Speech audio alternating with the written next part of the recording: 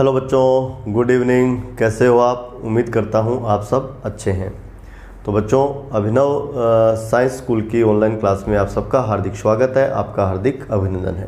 प्यारे बच्चों, हम लोग 11th क्लास में फिजिक्स फर्स्ट का चैप्टर नंबर 8 ग्रेविटेशन गुरुत्वाकर्षण पढ़ रहे थे और लास्ट लेक्चर में हम लोगों ने डिस्कस किया था ग्रेविटेशनल पोटेंशियल एनर्जी। ठीक है, और आज की हमारी जो क्लास है उसका टॉपिक रहेगा पलायन चाल। तो बच्चों, आप लोग पेन कॉपी लेके बैठ जाएं, मेरे साथ में आप नोट्स बनाएं और आज का जो आपका हेडिंग है वो आप लगा लेंगे पलायन चाल। पलायन चाल, और इसको हम लोग सिंबल दिए हैं VE, और इसको बच्चों अंग्रेजी में बोलते हैं एस्केप वेलोसिटी। एस्केप वेलोसिटी, ठीक है। कल बताया था किसको बोलते हैं, है ना बच्चों। बच्चों, किसी पिंड को ऐसी न्यूनतम चाल से फेंका जाए, है ना, पृथ्वी से ऊपर की ओर, कि वो पृथ्वी के गुरुत्वीय क्षेत्र को पार कर जाए, यानी वापस पृथ्वी पर लौटकर ना आए, तो उस न्यूनतम चाल को हम पलायन चाल बोलते हैं। ठीक है, तो नोट कीजिए, आप नोट कीजिए।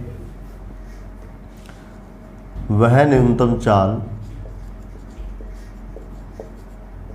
वह न्यूनतम चाल जिससे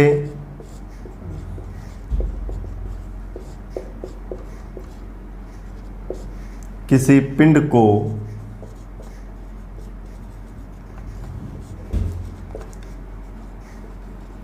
पृथ्वी के तल से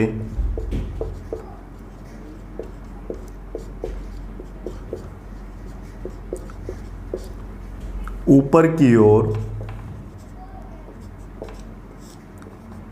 फेंकने पर वो पिंड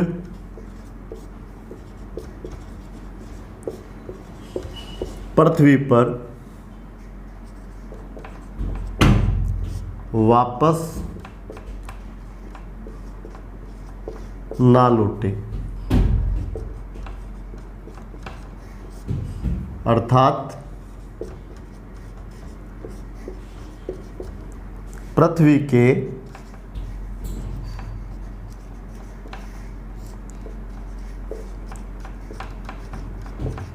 गुरुत्वीय क्षेत्र को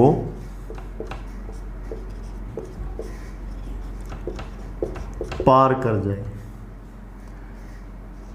ये वाली जो चाल है उसको हम लोग बोलते हैं बच्चों पलायन चाल।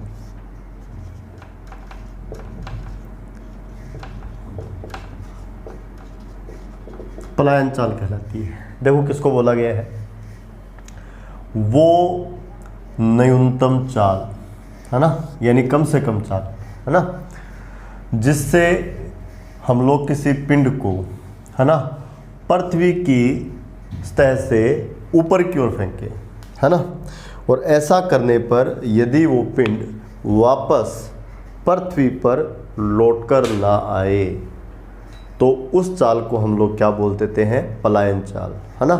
वापस नहीं लौट के आता है, इसका मतलब वो पृथ्वी के गुरुत्वीय क्षेत्र को पार कर जाता है, यानी पृथ्वी उस पर गुरुत्वाकर्षण का बल लगाना बंद कर देती है, क्योंकि यदि पृथ्वी गुरुत्वाकर्षण का बल लगाएगी तो फिर वो वापस पृथ्वी पर लौटकर आ जाएगा, यानी पृथ्वी के गुरुत्वीय क्षेत्र से बाहर चला जाएगा। बच्चों, एक चीज़ देखो, यहाँ आपने यहाँ कहा है कि वापस न लौटे, इसका मतलब पृथ्वी के गुरुत्वीय क्षेत्र को पार कर जाए, है ना। अब पृथ्वी के गुरुत्वीय क्षेत्र को पार कर जाए, इसका मतलब क्या है, जैसे आप लोग देखिए, ये आपका अर्थ है, ओके, जिसका मास कितना है me, ठीक है, और इससे किसी दूरी r पर यह बच्चों m द्रव्यमान का पिंड है। तो आपको पता है कि पृथ्वी इस पर गुरुत्वाकर्षण का बल लगाएगी, अपनी ओर खींचेगी, और इस बल का जो मान है वो गुरुत्वाकर्षण के सार्वत्रिक नियम से ये होगा, ये मान होगा, ओके। अब देखो बच्चों, यदि ये दूरी r जो है उसको मैं बढ़ाकर कितना कर दूं, इन्फिनिटी कर दूं, है ना।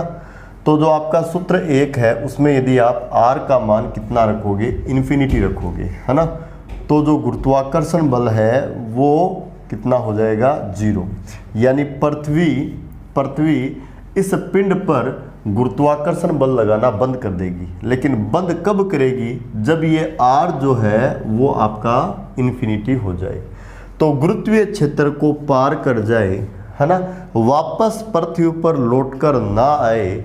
इसका मतलब हमें उस पिंड को कहाँ पहुँचाना है? अनंत पर, है ना।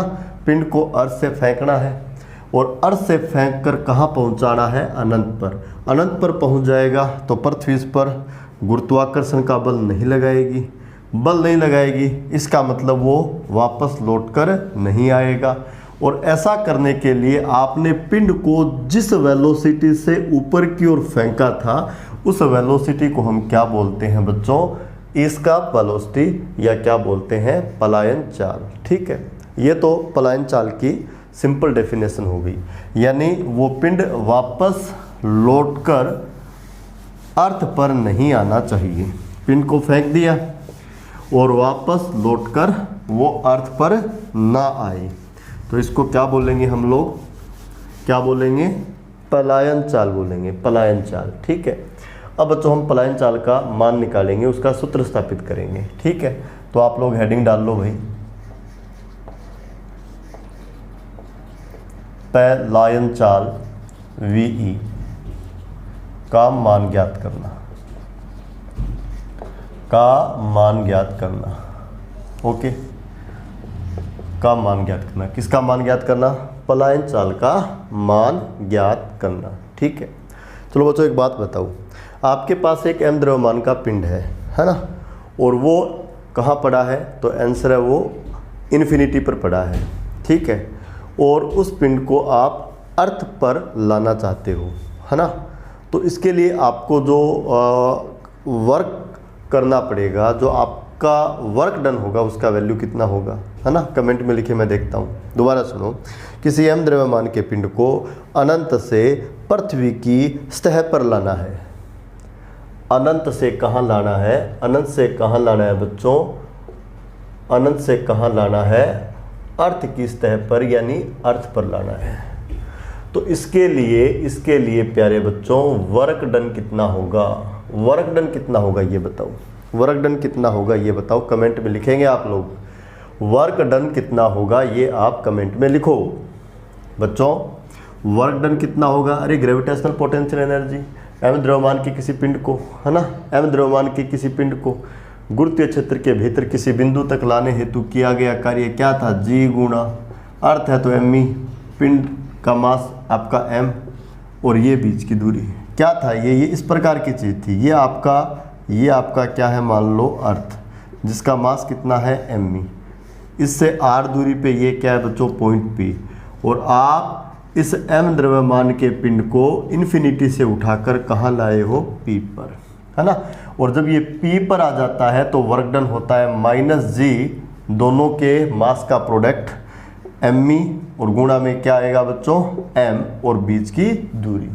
अब इसी पिंड को आप अर्थ की सतह पे लेके आते हो। सतह पे लेके आते हो तो मैंने आपको बताया था अर्थ और पिंड के बीच का जो दूरी है वो अर्थ का जो रेडियस है उसके बराबर होगा, है ना। क्योंकि बच्चों ये वाला जो दूरी है वो अर्थ के रेडियस की तुलना में नेग्लिजिबल है, क्योंकि अर्थ तो बहुत बड़ा है, तो इसको नेग्लिजिबल मान के छोड़ देंगे। तो दोनों के सेंटर के बीच की जो दूरी है वो लगभग कितनी रहेगी? r। तो उस केस में वर्क डन जो होगा उसमें छोटे r की जगह बोलो क्या आ जाएगा? अर्थ का रेडियस आ जाएगा, और वर्क डन ये होगा -G गुणा me गुणा m बटा r। चलो ये बात तो, ये बात जिस बच्चे को समझ में आ गई वो कमेंट में लिख दे यस। जो बच्चा ये बात समझ गया, है ना, कि किसी पिंड को इन्फिनिटी से, है ना, अर्थ की सतह पर लाने के लिए जो वर्क होता है उसकी वैल्यू होती है -G me m बटा r। वो कमेंट में यस लिख दे जो बच्चा ये बात समझ गया। समझ गए बात? ठीक है बच्चों, तो पहली लाइन में यही लिखूंगा, देखो पहली लाइन में यही लिखूंगा, देखो बच्चों पहली लाइन में यही लिखूंगा, m द्रव्यमान के पिंड को, आप लोगों को भी साथ साथ में नोट करनी है, पिंड को इन्फिनिटी से अर्थ के तल पर लाने हेतु किया गया वर्क, लगातार लाइन में लिखेंगे, माइनस जी गुणा एम ई गुणा एम बटा आर ई होता है। ये तो हम जो हमारा प्री नॉलेज है उससे जानते हैं, है ना। इन्फिनिटी से अर्थ पर लाने हेतु किया गया वर्क कितना होता है बच्चों, माइनस जी गुणा एम ई गुणा एम बट्टा आर ई। अब एक चीज़ सुनो बच्चों, ये आपका क्या था इन्फिनिटी और ये आपका क्या था बच्चों अर्थ। तो इन्फिनिटी से आप अर्थ पर लेके आए तो जो वर्क डन था वो कितना था, माइनस जी गुणा एम ई गुणा एम बट्टा आर ई। ठीक है, अब मैं इसका उल्टा करता हूँ, है ना। मैं कहता हूँ कि आपको पिंड को अर्थ से अनंत पर भेजना है, अर्थ से अनंत पर भेजना है ना भाई। आपको पिंड अर्थ से फेंकना है ना, और ऐसा फेंकना है कि वो इन्फिनिटी पे चला जाए, तभी तो वापस लौट कर नहीं आएगा। तो बच्चों इन्फिनिटी से अर्थ पर लेके आए, आपने जो वर्क किया वो ये वाला है। तो अर्थ से इन्फिनिटी पे लेके जाओगे तो आपको कितना वर्क करना पड़ेगा, तो आप कहोगे डिस्प्लेसमेंट सेम है, डिस्प्लेसमेंट सेम है। तो बच्चों जो वर्क है उसका मैग्नीट्यूड तो सेम होगा। इधर वाला वर्क यदि आपका नेगेटिव है तो ये इसके अपोजिट हो रहा है, तो ये वर्क बोलो क्या होगा, पॉजिटिव। तो ऐसा करने के लिए जो वर्क होगा उसकी वैल्यू बनेगी प्लस जी गुणा एम ई गुणा एम बट्टा आर ई। ये बात कितने बच्चे समझ गए, है ना। कमेंट में यस लिख दो भाई, कमेंट में यस लिख दो, तो बच्चे ये बात समझ गए, है ना। देखो इन्फिनिटी से अर्थ तक, है ना, अर्थ तक पहुंचाने में जो वर्क है वो ये वाला है। तो बच्चों अर्थ से इन्फिनिटी पर पहुंचाने के लिए, भेजने के लिए जो वर्क है वो होगा W is equal to plus of G M E M बट्टा आर ई। यानी इन्फिनिटी से अर्थ और अर्थ से इन्फिनिटी, है ना। जो वर्क डन होगा उसका मैग्नीट्यूड तो सेम होगा। ये वाला यदि नेगेटिव आया है तो ये इसके अपोजिट है, तो ये वर्क बोलो क्या होगा, पॉजिटिव। बताओ ये बात आपको समझ में आई कि नहीं आई। ठीक है, तो बच्चों मैंने फर्स्ट लाइन ये लिखा, ये तो ग्रेविटेशनल पोटेंशियल एनर्जी ही था, इसका वैल्यू हमें याद रहता है ना। एम द्रव्यमान के पिंड को इन्फिनिटी से अर्थ के तल पर लाने हेतु किया गया कार्य, ये आ गया। अब इसकी बदौलत मैं एक लाइन और लिख देता हूं। मैं क्या लिखूंगा, एम द्रव्यमान के पिंड को, एम द्रव्यमान के पिंड को, एम द्रव्यमान के पिंड को अर्थ के तल से, अर्थ के तल से, कोई कैलकुलेशन नहीं, जो प्री नॉलेज है उससे लिख रहा हूं। अर्थ के तल से इन्फिनिटी पर भेजने हेतु किया गया कार्य प्लस जी गुणा एम ई गुणा एम बटा आर ई होगा।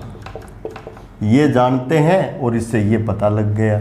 यानी इन्फिनिटी, अर्थ के तल से इन्फिनिटी पर भेजने हेतु हमें जो वर्क करना होगा वो कितना होगा, प्लस जी गुणा एम ई गुणा एम बटा आर ई।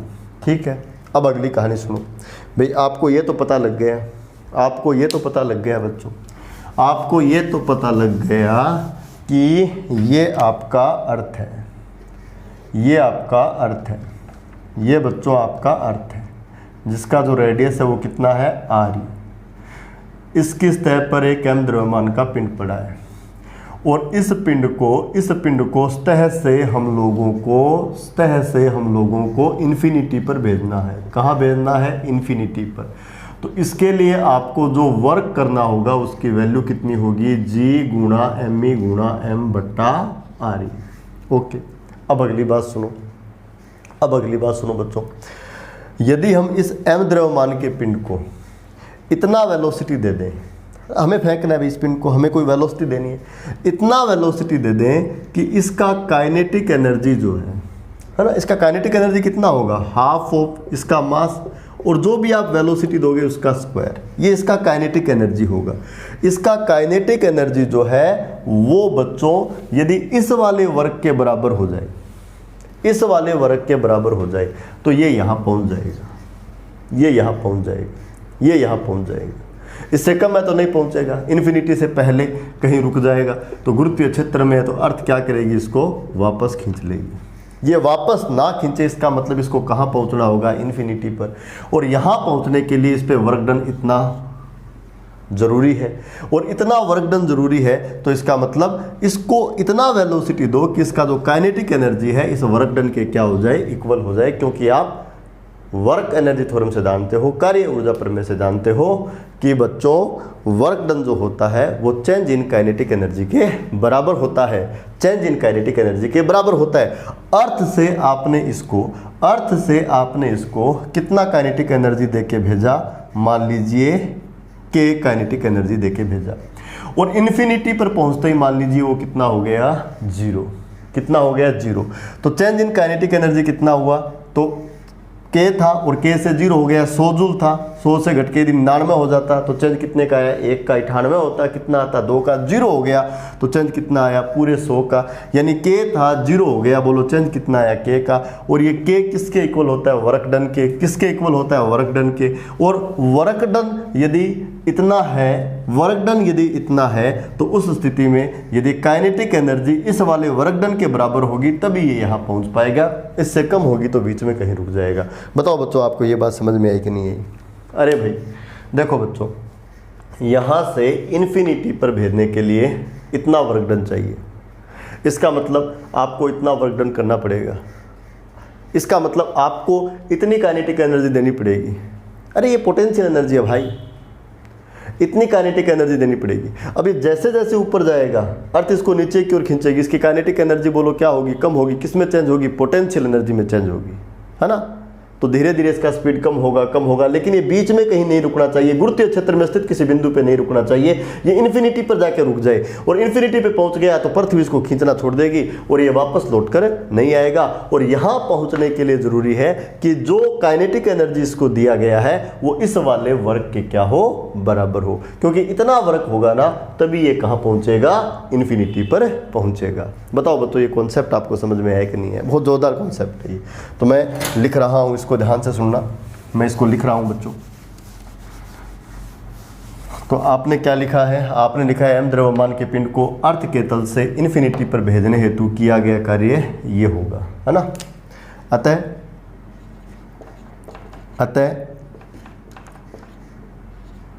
पिंड को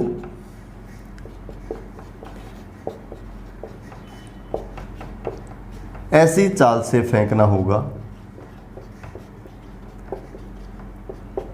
कि उसकी गतिज ऊर्जा का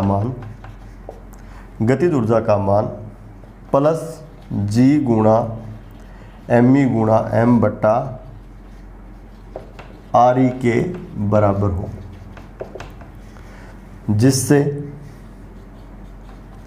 जिससे वो पिंड पृथ्वी पर वापस ना लौटे, पृथ्वी पर वापस ना लौटे। पिंड को ऐसी चाल से फेंकना होगा जिससे उसकी काइनेटिक एनर्जी कितनी हो जाए, इस वाले वर्क डन के इक्वल हो जाए। इस वाले वर्क डन के इक्वल होने का मतलब वो कहाँ पहुँच जाएगा, इन्फिनिटी पर। इसका मतलब पृथ्वी पर वापस नहीं लौटेगा। अब देखो बच्चों मैं लिखने जा रहा हूँ, यदि इस चीज़ को मैं थोड़ा यहाँ लिख देता हूँ, यहाँ लिख देता हूँ तो यहाँ, है ना। ये तो चीज़ यूज आ गई, आपको समझ में आ गई। यदि वह न्यूनतम चाल VE है तो यदि आपने पार्टिकल को VE चाल से फेंक दिया तो उसका काइनेटिक एनर्जी होगा हाफ ऑफ m, और जो आपने वेलोसिटी दिया उसका स्क्वायर। ये काइनेटिक एनर्जी, और ये काइनेटिक एनर्जी किसके बराबर होना चाहिए, प्लस G गुणा एम ई गुणा m, और बट्टा में क्या आना चाहिए, RE, है ना। इस वाले वर्क डन के इक्वल होना चाहिए। बच्चों m से आपका m कैंसिल, है ना, m से आपका m कैंसिल, ठीक है। तो ये आपके पास क्या आता है, ये आपके पास आता है हाफ VE स्क्वायर बराबर G गुणा एम ई बट्टा आर ई। मैं काम करता हूँ, इसको आर ई से गुणा भाग कर लेता हूँ। किससे गुणा भाग कर लेता हूँ? आर ई से। ठीक है, आर ई से मैंने गुणा भाग कर लिया बच्चों, आर ई से गुणा भाग कर लिया तो ये क्या आ गया? देखो ये आ गया हाफ वी ई स्क्वायर बराबर, देखो बच्चों ये आ गया जी गुणा एम ई बटा आर ई स्क्वायर, और गुणा में मैंने क्या लिख दिया? R E. और ये आ जाएगा हाफ वी ई स्क्वायर बराबर जी गुणा आर ई। क्यों? क्योंकि हम लोग जानते हैं जी गुणा एम ई ये अर्थ का मास है, और बट्टा में आर ई स्क्वायर ये होता है गुरुत्वीय त्वरण। क्या होता है? ये गुरुत्वीय त्वरण, और इसको किससे लिखते हैं? जी से। तो इसकी जगह बोलो मैंने क्या लिख दिया? जी। अब इजीली यहाँ से यदि वी ई कैलकुलेट किया जाए तो 2 का मल्टीप्लाई उधर चला जाना है, और इसका क्या आ जाना है? वर्गमूल। और इसको मैं बोल देता हूँ आपका इक्वेशन नंबर 1। ये आ गई बच्चों पलायन चाल। वी ई का मान आ गया, पलायन चाल चाहिए थी, है ना। तो आपको पता है बच्चों एक ऐसी चाल से फेंकना होगा कि काइनेटिक एनर्जी जो है वो इस वाले वर्कडन के बराबर हो जाए। ये वाला वर्कडन हो जाता है तो पार्टिकल को अर्थ से कहाँ पहुँचना पड़ेगा? इन्फिनिटी पर। इन्फिनिटी पर पहुँच गया, अर्थ वापस नहीं खींचेगा। अर्थ वापस नहीं खींचता है तो भाई वो वापस लौट के नहीं आएगा, तो ये एस्केप वेलोसिटी हो जाएगी। तो आप क्या लिखोगे? ये फार्मूला आपको याद रखना चाहिए, ये फार्मूला आपको याद रखना चाहिए। तो आप लिखोगे इक्वेशन 1 किसको बताती है? पलायन चाल को बताती है, पलायन चाल को बताती है। अब बच्चों एक चीज़ देखो, जी का मान तो होता है कितना? बोलो जी का मान कितना होता है बच्चों? 9.8 मीटर प्रति सेकंड स्क्वायर। आर ई अर्थ का रेडियस है 6400 किलोमीटर, यानी 6400 गुना 10 की घात 3 मीटर। ये वाले दोनों मान रख दो, इसको सरल कर लो, तब वी ई क्या आता है मैं आपको बताता हूँ। तो लिखिए बच्चों समीकरण 1 में जी तथा आर ई के मान रखकर हल करने पर, कैलकुलेशन करके मत देखो चाहे, हल करने पर वी ई बराबर 11.2 किलोमीटर प्रति सेकंड प्राप्त होता है। इसका मतलब पलायन चाल का मान कितना होता है? 11.2 किलोमीटर प्रति सेकंड। अब एक चीज़ और देखो बच्चों, पलायन चाल का जो मान है ना, वो जिस पिंड को आप फेंक रहे हो उसके मास पे डिपेंड नहीं कर रहा, कांस्टेंट चीज़ है ये, तो है ना। किसी भी पार्टिकल के लिए देख लो, देखो ये पार्टिकल का मास जिसको फेंका था वो यहाँ आया था, और ये इधर भी आता था, ये तो कट गया। तो पार्टिकल के मास पे तो ये चीज़ डिपेंड करती ही नहीं है भाई, पार्टिकल के मास पे डिपेंड करती ही नहीं है ये चीज़, है ना। ये तो एक फिक्स नंबर आ गया, जी फिक्स होता है ना। चाहे आप हाथी घोड़ा कुछ भी फेंको, है ना, छोटा पार्टिकल फेंको, बड़ा पार्टिकल फेंको, कोई बड़ा बॉडी फेंको, है ना, कुछ फ़र्क नहीं पड़ेगा, क्योंकि सबके लिए जी सेम है, सबके लिए आर ई सेम है ना। तो वी ई का मान सबके लिए क्या है? सेम है। और ये कितना आता है बच्चों?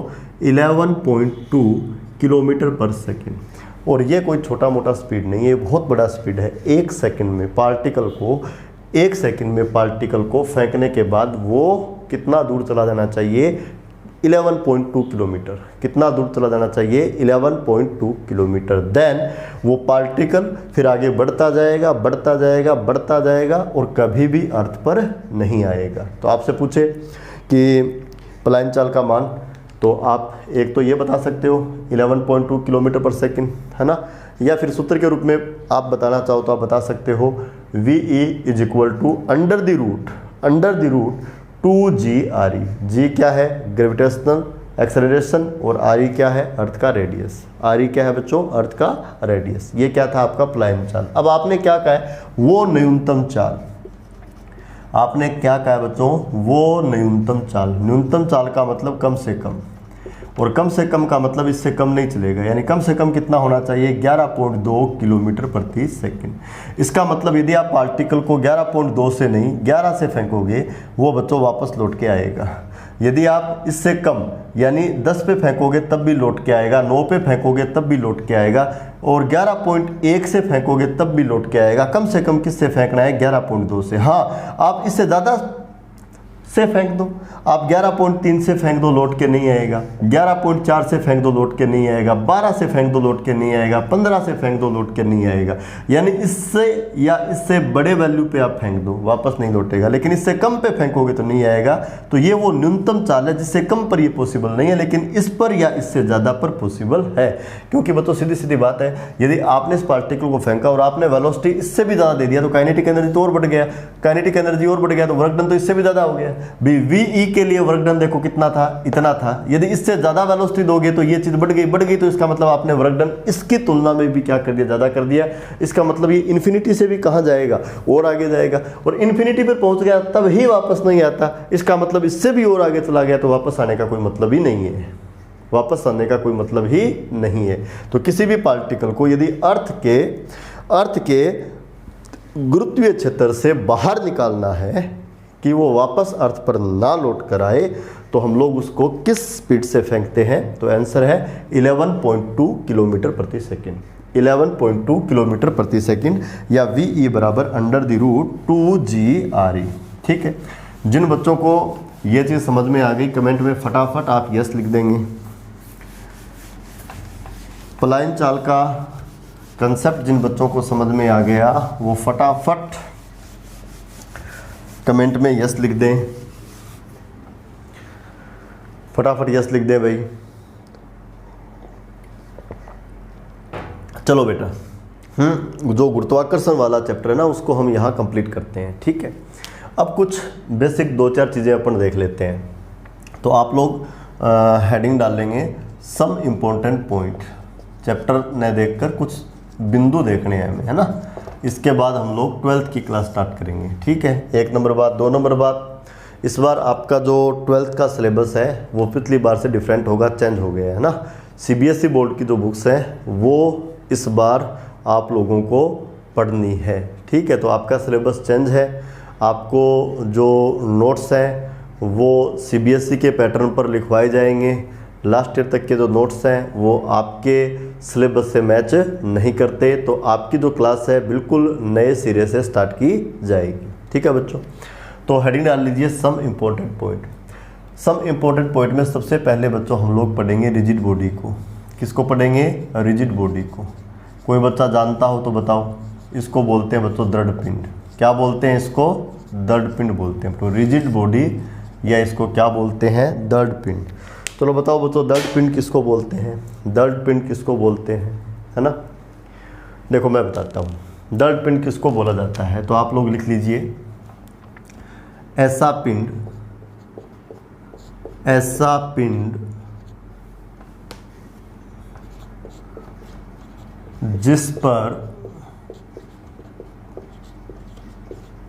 बाह्य बल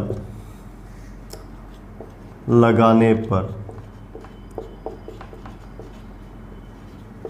पिंड के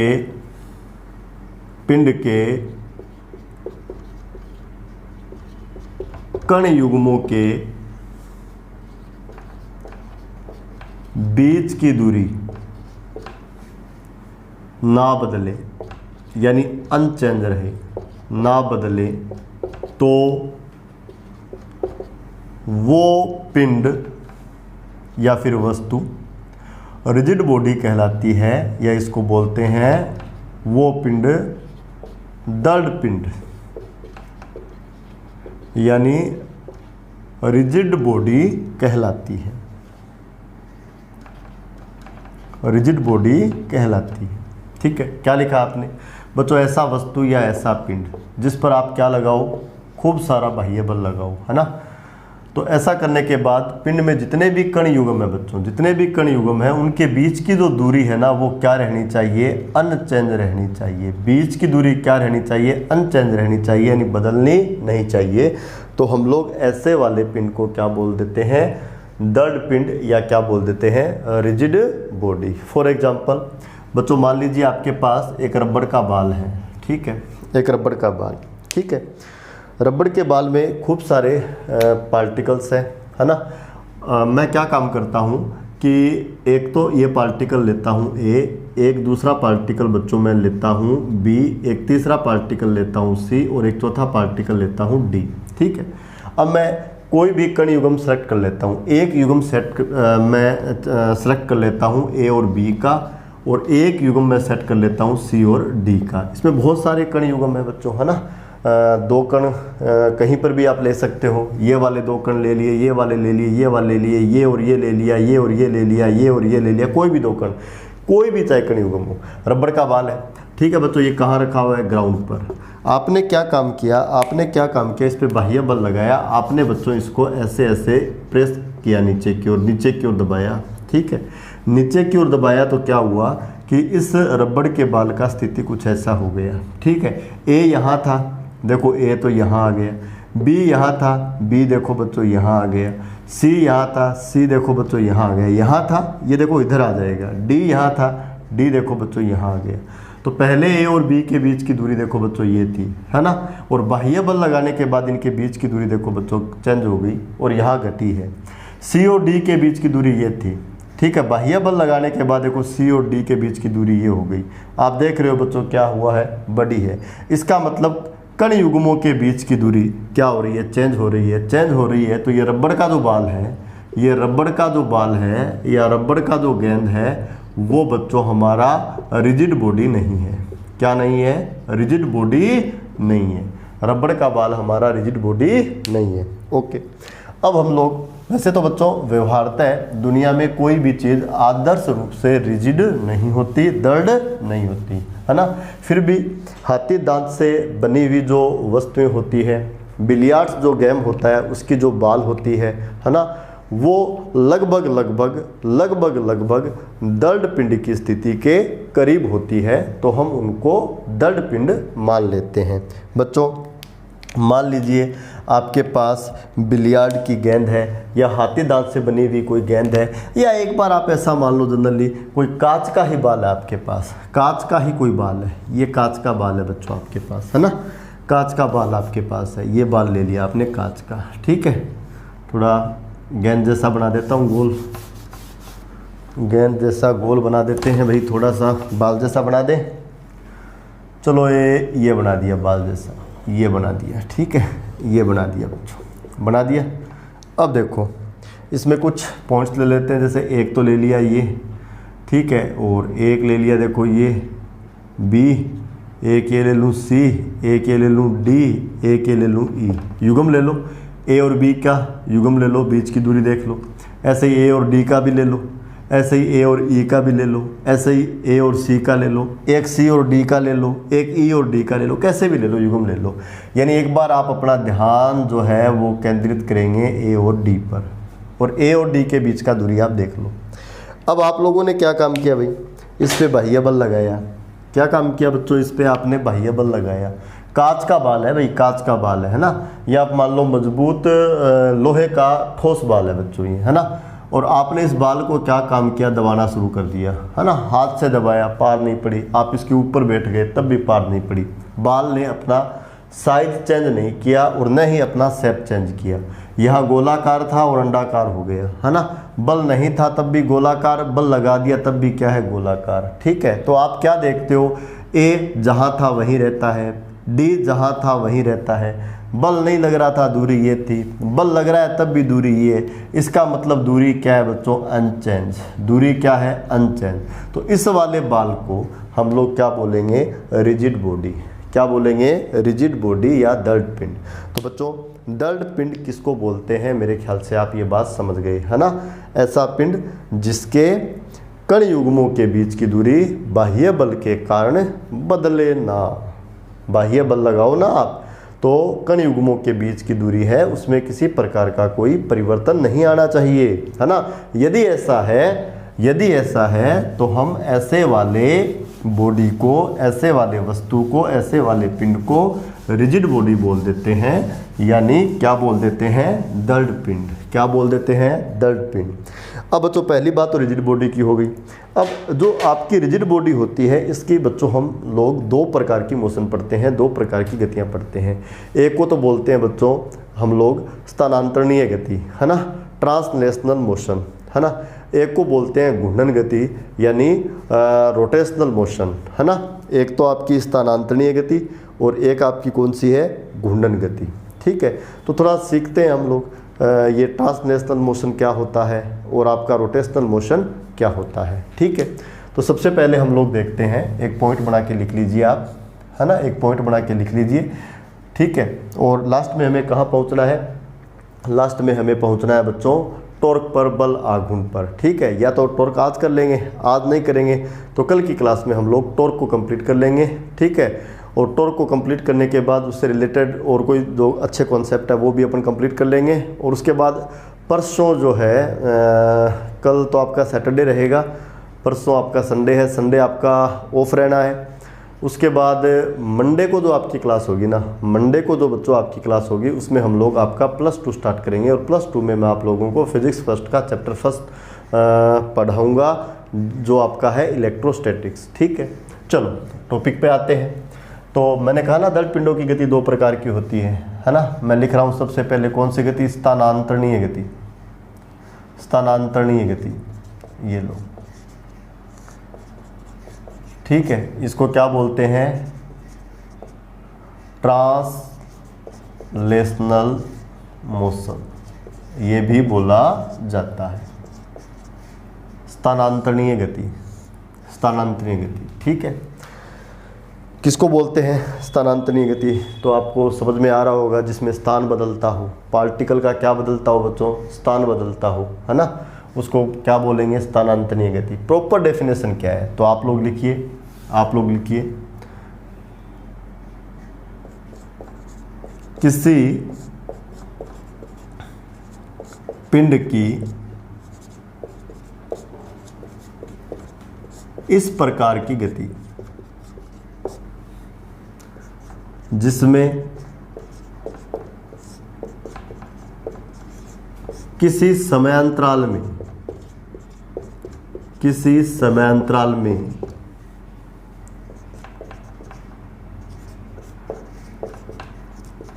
पिंड के, यहां पिंड का मतलब दड़ पिंड है बच्चों, पिंड के सभी कणों का विस्थापन,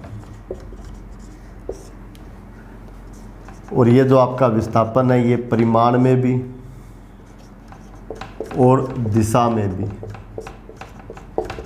दोनों में समान होना चाहिए। सभी कणों का विस्थापन एक समान हो, एक समान हो। किसी पिंड की इस प्रकार की गति जिसमें किसी समयांतराल में पिंड के सभी कणों का विस्थापन क्या हो, एक समान हो। बोलो बच्चों क्या कहलाती है, स्थानांतरणीय गति कहलाती है। क्या कहलाती है बच्चों, स्थानांतरणीय गति कहलाती है। इसको बोलते हैं बच्चों हम लोग कौन सी गति, स्थानांतरणीय गति। दोबारा देख लो, दोबारा देख लो, किसी पिंड की इस प्रकार की गति। अरे भैया जब आप स्थानांतरणीय गति समझ पाओगे ना तो उसके बाद आपको घूर्णन गति और स्थानांतरण गति में अंतर समझ में आएगा। जैसे बच्चों आप जिस कमरे में बैठे हो, है ना, उसमें आपका पंखा चल रहा है, उसकी गति को आप थोड़ा नोटिस करो। दीवार घड़ी है, उसमें जो कांटे होते हैं उनकी गति को आप थोड़ा सा वॉच करो। ठीक है, इसी प्रकार आप कमरे का दरवाज़ा खोलते हो तो दरवाजे की गति को आप स्टडी करो। इसी प्रकार घूमर करता हुआ कोई यदि डांसर है तो आप उसकी गति को नोटिस करो। इसी प्रकार किसी मेले में जब झूला झूलने जाते हैं तो झूला ऊपर जाता है वापस नीचे आता है, आप उसकी गति को स्टडी करो। आप किसी लट्टू की गति को स्टडी करो। ये सब, या हमारी जो आंखें हैं वो झपकती हैं, जो हमारी आंखों की पलकें हैं वो झपकती है, तो झपकती पलकों की गति को आप वॉच करो। ये सब के सब कौन से गति होते हैं, ये सब के सब घूर्णन गति के उदाहरण हैं, ये सब के सब रोटेशनल मोशन है। ठीक है, तो रोटेशनल मोशन बताने से पहले मैं आप लोगों को क्या बता रहा हूँ, स्थानांतरणीय गति बता रहा हूँ। क्या बता रहा हूँ बच्चों, स्थानांतरणीय गति बता रहा हूँ। तो देखिए, किसी पिंड की इस प्रकार की गति जिसमें किसी समयांतराल में, किसी समयांतराल में पिंड के सभी कणों का, पिंड के सभी कणों का विस्थापन क्या होना चाहिए, एक समान। और विस्थापन एक समान होने का मतलब सबका परिमाण जो है वो एक समान होना चाहिए और सबका दिशा भी एक समान होना चाहिए। यदि ऐसा है, ये कंडीशन यदि फुलफिल हो रही है, तो हम उस मोशन को क्या बोलेंगे बच्चों? स्थानांतरणीय गति। चलो मैं आपको इसका एक एग्जाम्पल लिखाता हूँ, मैं आपको बच्चों इसका एक एग्जाम्पल लिखाता हूँ। और एग्जाम्पल में मैंने आपको लिखा दिया आनत तल पर लकड़ी का ब्लॉक लिख देता हूँ भाई एक बार तो, है ना, दर्द पिंड तो नहीं है फिर भी लिख देता हूँ। लकड़ी के ब्लॉक की गति, लकड़ी के ब्लॉक की गति क्या लिखा है मैंने? आनत तल पर लकड़ी के ब्लॉक की गति, आनत तल पर लकड़ी के ब्लॉक की गति। बोलो बच्चों किसका एग्जाम्पल है? किसका एग्जाम्पल है? किसका एग्जाम्पल है? तो आंसर है ये स्थानांतरणीय गति का एग्जाम्पल है। कैसे है चलो अपन समझते हैं। बच्चों आप लोग एक चीज़ देखो, आप लोग एक चीज़ देखो, आप लोग बच्चों एक चीज़ देखो, ठीक है। क्या देखना आप लोगों को? जैसे मान लीजिए बच्चों मैं इस प्रकार की कोई एक वस्तु, चलो मैं ये हटाता हूँ, ये हटाता हूँ यहाँ से, ये यहाँ से हटा देता हूँ ना। मैं एक एग्जांपल से आपको समझाता हूँ, ठीक है। एक एग्जांपल तो आपको मैंने बता ही दिया कि जो नत्तल होता है आपका, है ना, हॉरिजॉन्टल से किसी एंगल पे झुका हुआ कोई भी प्लेन जिस पे आपने कोई ब्लॉक रख दिया, वो उस पर सरक रहा है ना, तो उसकी गति है ना बच्चों, वो आपका कौन सा मोशन है? स्थानांतरणीय गति है, ठीक है। एक और एग्जाम्पल, एक अच्छा एग्जाम्पल मैं वो ले लेता हूँ। देखिए बच्चों, मान लीजिए आपके पास इस प्रकार का कोई वस्तु है ना। इस वस्तु में आपने देखो बच्चों कुछ कण ले लिए ए, बी और सी। एक तो ये वाला कण ले लिया, एक ये वाला कण ले लिया और एक ये वाला कण ले लिया। इसको आपने बोला सी और इसको आप क्या बोल रहे हो? बी। आपने ये तीन कण ले लिए ए, बी और सी, ठीक है। और ये आपकी t बराबर 0 पर इस वस्तु की स्थिति थी, है ना। बहुत सारे कण है इसमें, आपने लट्टू है वो फिरकी घुमाने वाली, है ना। ये ए है, ये आपका क्या है? बी और ये आपका क्या है? सी, ठीक है। समय t बराबर 0 पे ये यहाँ है। किसी टाइम आपने देखा और ये जो कण है बच्चों आपको यहाँ मिलता है, ये जो कण है आपको यहाँ मिलता है बच्चों, ये कण आपको यहाँ मिल जाता है ऐसे, ये कण आपको यहाँ मिल जाता है, ठीक है। तो ये आपका है ए और यहाँ कहीं आपका क्या है? बी और यहाँ कहीं आपका क्या है? सी। और ये स्थिति है t बराबर t1 पर। उसके बाद ये जो वस्तु है वो आपको यहाँ मिलती है, ठीक है। और वो इसके तीन कण मैं कंसिडर कर रहा हूँ, इसको मैंने लिखा, ये A1 बोल देता हूँ, ये B1, ये C1। इसी प्रकार ये A2 और ये B2 और ये C2 और ये है t बराबर t2 पर वस्तु की स्थिति। तो बताओ t बराबर 0 पर वस्तु की स्थिति ये है और t बराबर t1 पर वस्तु की स्थिति ये है। तो t बराबर 0 से t बराबर t1 तक का जो समय है, ये वाला जो समय अंतराल है, इसमें एक कण जो है वस्तु का वो यहाँ पहुँच गया है यानी A1 पर। तो इसका विस्थापन कितना हुआ? तो आंसर है इसका विस्थापन ये वाला हुआ, ठीक है। और B कण जो है वो कहाँ पहुँच गया? B1 पर। तो इसका विस्थापन कितना हुआ? तो आंसर है बच्चों इसका जो विस्थापन है वो देखो ये वाला हो गया। और C कण यहाँ पहुँच गया, तो C कण का जो विस्थापन है तो वो कितना हुआ? तो आंसर है बच्चों ये इतना हो गया, ठीक है। अब यहाँ आप गौर करो इस बात पे, अब यहाँ आप इस बात पे गौर करो, ठीक है। एक मिनट बच्चों, एक मिनट। हाँ, अब आप लोग बच्चों इस चीज़ को गौर करो, यहाँ आप लोग इस चीज़ को गौर करो। A कहाँ पहुँच गया? A1 पर। B कहाँ पहुँच गया? B1 पर। और C कहाँ पहुँच गया? C1 पर, ठीक है। अब आप इसको अच्छे से देखो, t बराबर 0 से t बराबर t1 तक का जो समय है, इसमें इस कण के इन तीनों कणों का ही विस्थापन परिमाण में तथा दिशा में समान है ना। देखो बच्चों, पार्टिकल A कहाँ आ गया? A1 पर। B कहाँ आ गया? B1 पर। C कहाँ आ गया? C1 पर। तो A का जो विस्थापन है वो A1 है, B का जो विस्थापन है वो B1 है, C का जो विस्थापन है वो C1 है। और तीनों मैग्नीट्यूड में सेम होंगे। एक नंबर बात, परिमाण में बच्चों समान होगी। जितना A चलेगा उतना ही B चलेगा, उतना ही C चलेगा। डायरेक्शन भी सेम है। इसका डायरेक्शन देखो ये रहा, B का डायरेक्शन देखो ये रहा, C का डायरेक्शन देखो ये रहा, तीनों के डायरेक्शन भी सेम है। ओके, अब देखो t बराबर t1 से t बराबर t2 का जो समय है, इसके बीच में A1 जो है वो यहाँ आ गया, तो इसका डिस्प्लेसमेंट देखो ये हो गया।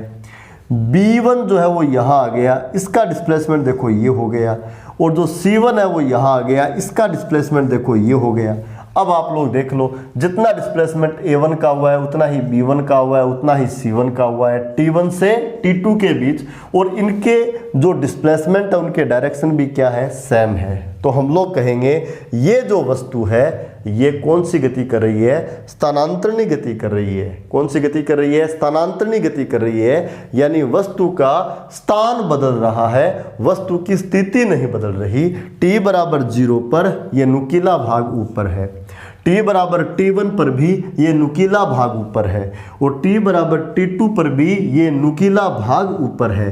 किसी भी कण की स्थिति नहीं बदल रही, किसी भी कण की स्थिति नहीं बदल रही है ना, केवल और केवल कण का क्या बदल रहा है, स्थान बदल रहा है। तो इस गति को कौन सी गति बोलते हैं बच्चों, स्थानांतरणी गति, है ना। कौन सी गति बोलते हैं, स्थानांतरणी गति। ये एक नुकीला भाग यहाँ है, और यहाँ देखते मान लो ये थोड़ा दाईं तरफ या बाईं तरफ आ जाता, तो बच्चों ये स्थानांतरणी गति नहीं होती, ये घूर्णन गति बन जाती। चलो ये हो सकता है आपको एग्जाम्पल थोड़ा टिपिकल लगे। चलो मैं थोड़ा और सरल एग्जाम्पल लेता हूँ, और सरल एग्जाम्पल लेता हूँ। ये लो बच्चों, और सरल एग्जाम्पल ले लेता हूँ मैं, और सरल एग्जाम्पल ले लेता हूँ। ये आपका ब्लॉक है, ठीक है, ये आपका ब्लॉक है, और इस ब्लॉक में मैंने एक कण तो ले लिया ये A, और एक कण बच्चों मैंने ले लिया ये B, और एक कण कोई और ले लेता हूँ, मान लीजिए मैंने ये ले लिया C। कितने कण ले लिए, 3। चलो थोड़ा ब्लॉक बड़ा बना लेता हूँ। ये मैंने ब्लॉक लिया, ठीक है बच्चों, ये मैंने ब्लॉक लिया, इसमें एक कण ले लिया मैंने यहाँ, इसको मैंने बोला A, एक यहाँ ले लेता हूँ, इसको मैंने बोला B, एक यहाँ ले लेता हूँ, और इसको मैंने बोला C, ठीक है। t बराबर 0 पर ब्लॉक यहाँ है। अब इसको मैं इस ग्राउंड के ऊपर सरकाते हुए यहाँ लेके आ गया, t बराबर T1 समय पर। तो t बराबर 0 पर यहाँ है, t बराबर T1 पे यहाँ आ गया। तो ये वाला कण कहाँ गया, तो ये वाला कण तो बच्चों बीच में ही है, क्योंकि दृढ़ पिंड है ये वाला कण कहाँ है, तो ये वाला कण यहीं पर है, और ये वाला कण कहाँ है, तो आंसर है ये वाला कण भी यहीं है। यानी कण A कहाँ आ गया, A1 पर, स्थान बदल गया इसका, B कहाँ आ गया, B1 पर, और C कहाँ आ गया, C1 पर। लेकिन बच्चों A का विस्थापन पूछो तो आप बोलोगे सर A का विस्थापन कितना होगा, A1। B का विस्थापन पूछो तो आप क्या बताओगे, सर कितना है, B1। C का विस्थापन पूछो तो आप क्या बताओगे, C1। लेकिन प्यारे बच्चों A1, B1 और C1 इनको माप के देख लेना, ये बराबर आएंगे। A1 कितना आएगा, B1 के बराबर, कितना आएगा, C1 के बराबर। यानी इसके हर कण का, चाहे A है, चाहे B है, या C है, या इसमें कोई भी अन्य कण है, हर कण का जो विस्थापन है एक समान होगा। जितना विस्थापन A का होगा उतना ही B का होगा, उतना ही C का होगा। यदि A जो है वो 10 मीटर चल लेता है t बराबर 0 से t बराबर T1 तक के समय में, तो B भी 10 मीटर ही चलेगा और C भी 10 मीटर ही चलेगा। विस्थापन समान होगा, यानी परिमाण भी समान होगा और दिशा भी समान होगी। तो इस प्रकार का जो मोशन है उसको हम बोलते हैं, कौन सा मोशन बच्चों, ट्रांसलेशनल मोशन या स्थानांतरणीय गति। क्या बोलते हैं बच्चों, स्थानांतरणीय गति। तो हम बोलेंगे इस ब्लॉक का जो मोशन है, इस ब्लॉक का जो गति है वो कौन सा गति है, स्थानांतरणीय गति है। ठीक है, तो एक तो हो गया आपका स्थानांतरणीय गति। ठीक है, इसके बाद बच्चों नंबर दो है ना, कुछ इंपॉर्टेंट पॉइंट पढ़ रहे थे हम लोग। रिजिड बॉडी पढ़ा, उसके बाद हमने स्थानांतरणीय गति पढ़ा। अब हम रोटेशनल मोशन पढ़ेंगे। नंबर 2 लगा के आप लिख लो बच्चों, घूर्णन गति। क्या लिख लो, घूर्णन गति। घूर्णन गति को क्या बोलते हैं बच्चों, रोटेशनल मोशन। क्या बोलते हैं भाई, रोटेशनल मोशन। ठीक है, अब बच्चों जो ये आपका रोटेशनल मोशन है, ये जो आपका घूर्णन गति है ना, और जो आपका बल आघूर्ण है यानी टॉर्क है, ये हम लोग कल की क्लास में पूरा करेंगे। ठीक है, फिर भी मैं आपको कुछ बातें विचार करने के लिए दे देता हूँ, जो मैं आपको पहले ही बता चुका हूँ। हमारी पलकें झपकती है, ये आपका घूर्णन गति है ना। आपके कमरे में पंखा चल रहा है, ये घूर्णन गति है। आप बच्चों विंडो खोलते हो तो विंडो का जो दरवाज़ा है वो घूर्णन गति का उदाहरण है। यदि आप कमरे का दरवाज़ा खोलते हो, बंद करते हो, तो यह भी घूर्णन गति का उदाहरण है।